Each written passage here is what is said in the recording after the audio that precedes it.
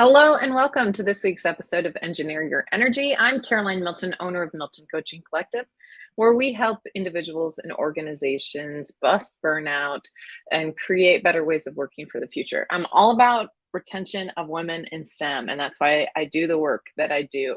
And a lot of this passion is born out of my own experiences being a female engineer, working in industry, and things that I perpetuated, mistakes that I made that caused me to burn out, and changes that I see necessary that need to occur in the industry to ensure that women are well represented at all levels, and all places at the table.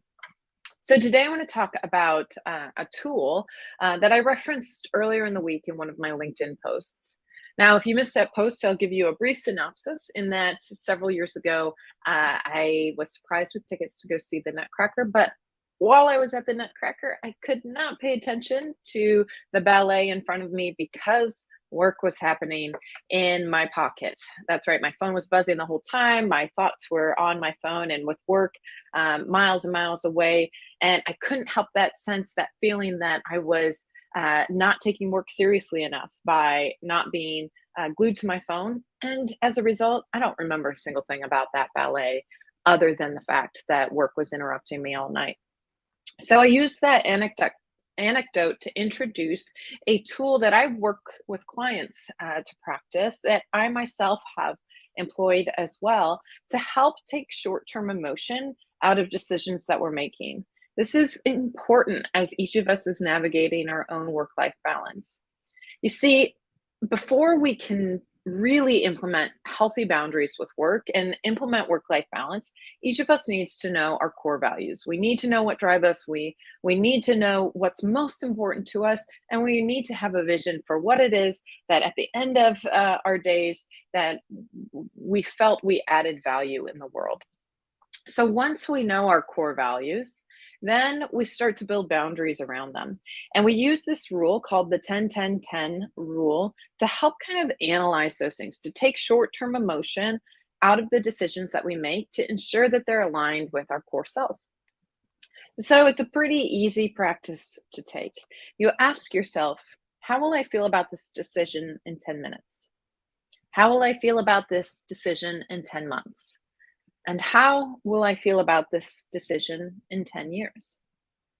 For example, maybe you're dreading having a difficult conversation with a coworker. You have a lot of anxiety in the next 10 minutes. But then imagine how it would feel 10 months down the road if you had that difficult conversation, if you got things ironed out, or maybe if you made a decision that was in the best interest of yourself and the organization as a result of that meeting. How would that impact the next then 10 years of your life, of their life, of the organization's life? So you ask yourself those three questions, and it's not always to put the long-term benefits as the most important ones, but rather just to take the short-term emotion out of the decision. This is a really great practice if you're someone who's used to saying yes all the time. So when you start to evaluate this and you overlay that question with your core self, with your core values, how will this decision relate to those core values 10 minutes from now? How will it relate to those values 10 months from now? How will it relate to those values 10 years from now?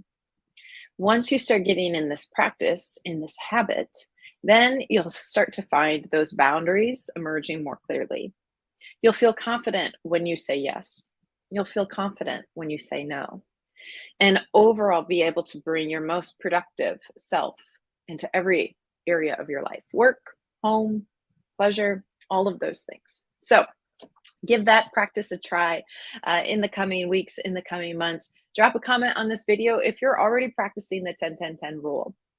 Now, I want to close my video for this week by inviting you. Next Wednesday, I'm hosting a free seminar on LinkedIn. The link to that event is in the description of this video. This will be a 1-hour training on how you can build a toolkit for resilience. No matter if you're a beginner, intermediate, or even consider yourself an expert. What are small things that you can do in the new year to start to increase your tolerance to stress, to enjoy those things that bring you fulfillment, and to be able to transition from this feeling of drowning with only a straw to keep your head above water. Shout out to Lennis Perez for that analogy, to transform that into feeling like you're riding the wave.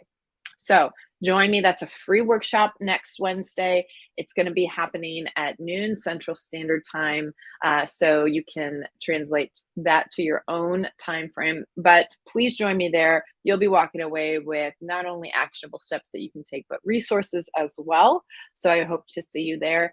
If you're not able to make it, then I'll see you next Thursday for our next episode of Engineer Your Energy. I'm Caroline Milton. Until then, be well.